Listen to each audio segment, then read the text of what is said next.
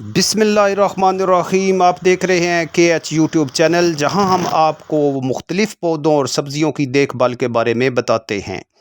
بینگن میں کئی طرح کے وٹامن پائے جاتے ہیں۔ یہ غذائی اجزاء سے بھرپور سبزی ہے۔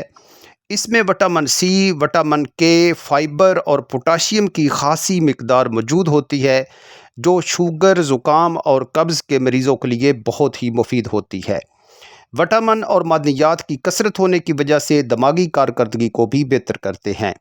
اگر بینگن کے پتوں میں اس طرح کے سوراخ نظر آئیں تو اس پر سپرے کرنے کی بجائے گوبر اور لکڑی کی راکھ بینگن کے پتوں، تنوں اور جڑوں پر اچھی طرح ڈالنے سے اس بیماری سے بچا جا سکتا ہے۔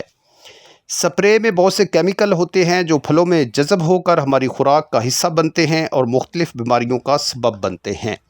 بینگن کے پودوں کو پانی لگانے سے قبل اس کے ارد گرد مٹی کو اچھی طرح نرم کریں اور خشک ہونے دیں، اور جڑوں کے ارد گرد پتوں کو کاٹ دیں۔ پھول لگنے کے بعد 5 دن تک پانی دینا بند کر دیں، ورنہ پھول گرنا شروع ہو جائیں گے اور پیداوار میں کمی واقع ہو جائے گی۔ بینگن کے پودے ایسی جگہ لگائیں جہاں اچھی طرح دھوپ لگتی ہو۔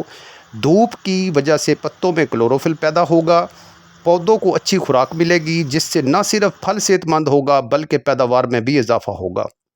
بینگن میں فاسفورس، فولاد، وٹامن اے بھی کثرت سے موجود ہوتے ہیں، اس لیے اس کو گھی، مرچ، مسالے کے بغیر ہرگز استعمال نہ کریں۔ جہاں اس کے فوائد ہیں وہاں کچھ نقصانات بھی ہیں۔ بینگن کا زیادہ استعمال پیٹ کی خرابی، متلی اور الٹی کا سبب بن سکتا ہے۔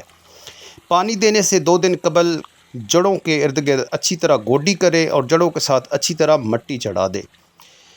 ایسی معلوماتی ویڈیو کے لیے KH چینل کو سبسکرائب کر لیں تاکہ آنے والی ہر نئی ویڈیو آپ تک آسانی